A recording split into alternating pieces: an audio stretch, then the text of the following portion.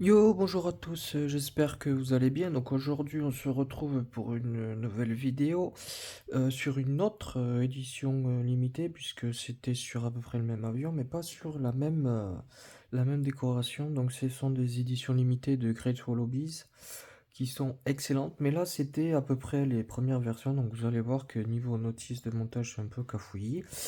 Donc donc vous avez pu voir sur la précédente vidéo, éventuellement que je mettrai en fiche si j'y pense, que ce qui se passe c'est que c'est une marque exceptionnelle par pas mal de points, puisque pour moi c'est vraiment la meilleure version, enfin du moins la meilleure, oui, version 2029 qu'on peut faire au 1,48. Ce qu'il faut savoir, c'est qu'elle a été déclinée aussi au 1,72 maintenant, que ce soit les versions 9,13, 9,12 et STM.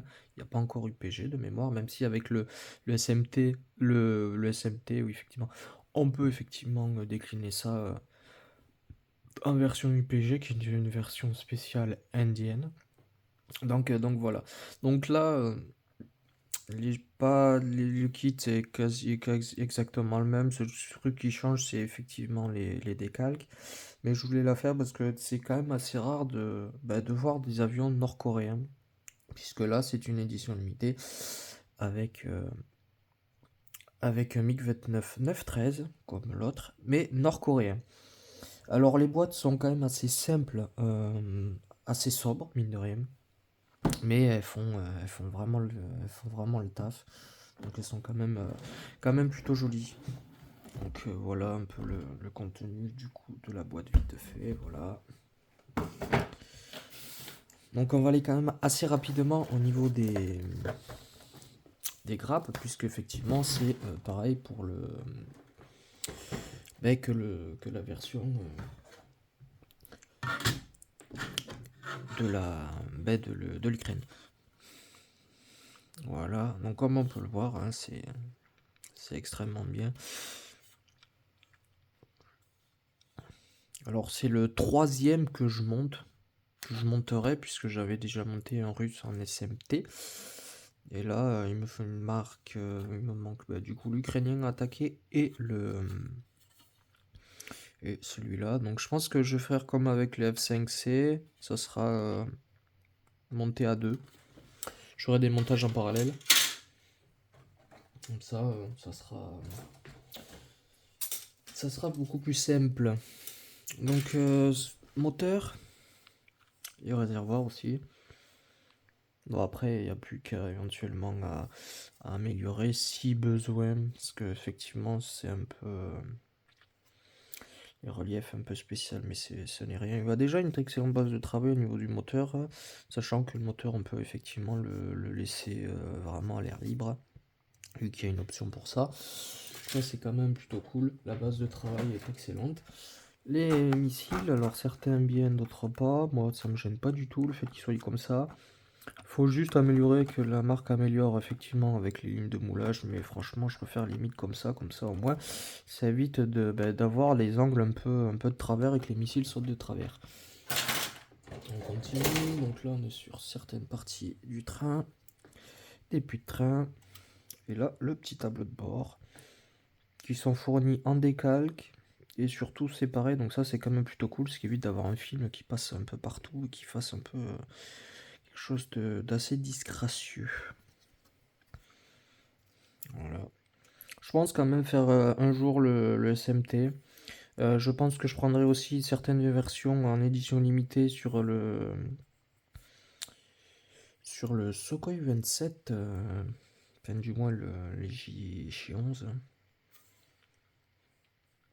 qui sont sortis, et éventuellement sur d'autres, parce que j'aime bien leur édition limitée. Hop, on continue.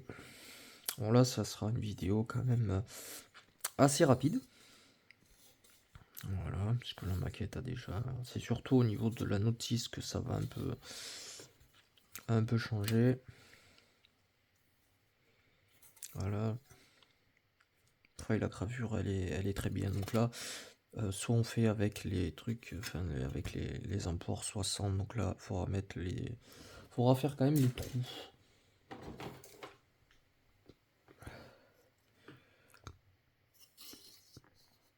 Hop, voilà.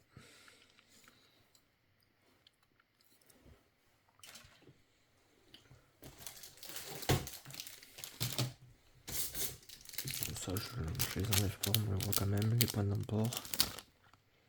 Voilà.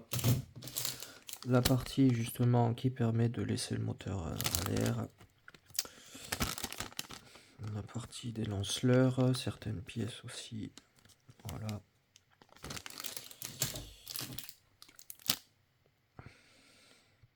La verrière qui est assez limpide. Bon, il faudra quand même passer éventuellement un coup de clear dessus. Et des polish. Voilà.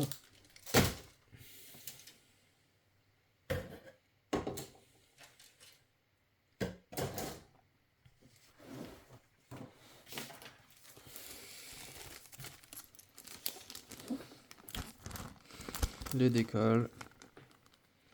Avec la photo découpe, avec le brelage d'autres parties. Donc ça, c'est quand même plutôt cool.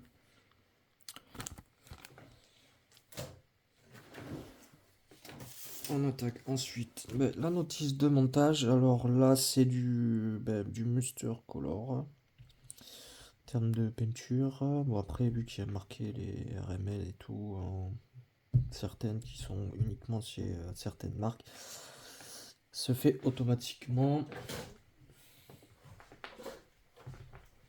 Voilà. Donc vous voyez que le plastique, c'est pas le même, c'est du papier. Bon, c'est en couleur, c'est quand même déjà ça. Mais c'est un peu le bazar. Bon, ça, c'est quand même assez habituel sur la marque. Voilà. Pareil ici aussi. Et on attaque la notice de montage. Qui est, voilà, comme ça. Qui est pas dans les bons sens. Enfin, c'est assez bizarre comment ils ont fait ça. Alors que sur la version non édition limitée, c'est un film filmé, enfin c'est du papier glacé en fait, en couleur, c'est beaucoup mieux. Alors pourquoi ils ont fait ça, je ne sais pas, c'est un mystère pour moi, pour là pour le coup. Ça fait que niveau notice de montage, en fait, ça doit être une édition limitée, c'est censé être plus rare, mais la qualité au niveau de la notice de montage, là, pourtant c'est exactement les mêmes choses. Donc on attaque en fait avec le siège, le cockpit, hein, donc toutes les parois, effectivement, bien, bien détaillé, donc on est obligé de faire comme ça. C'est absolument pas tellement trop intuitif. Pourquoi ils ont fait ça, je sais pas. Voilà. Avec le moteur et les parties mobiles. Là, le train. Donc au moins c'est quand même en couleur, donc c'est déjà ça, c'est toujours mieux pour le coup que Kinetic. Et voilà. Hop. Ça c'est extrêmement bien aussi. Le profil couleur qui est en couleur aussi, donc le voilà. Donc voici le camo de la Corée du Nord, sachant que c'est à l'heure actuelle c'est toujours le meilleur avion qu'ils aient, enfin du moins le plus moderne. Ils ont rien d'autre de plus moderne, parce qu'ils achètent même pas chinois, ils achètent pas russe. Avec les récents événements, il y a des chances quand même qu'ils arrivent à sûrement récupérer quelques avions, peut-être des Su-27 ou des Su-35, ce qui je pense pas arriverait, parce que passer de MiG-29 comme ça, un peu au-dessus, voilà. C'est peut-être un peu compliqué, peut-être des SMT éventuellement, ou des MiG-35. Mais c'est vrai que c'est ce qu'ils ont de plus moderne. Voilà, hop. C'est une livrée quand même originale, je trouve pour le coup. Elle est quand même assez stylée. Donc voilà pour cette petite revue qui aura duré un peu plus d'une chouïa, plus de 10 minutes. Et voilà. Donc si ça vous a plu, n'hésitez pas à liker, à partager et à vous abonner, c'est extrêmement important. Et en tout cas, moi je vous dis à plus. Tchuss!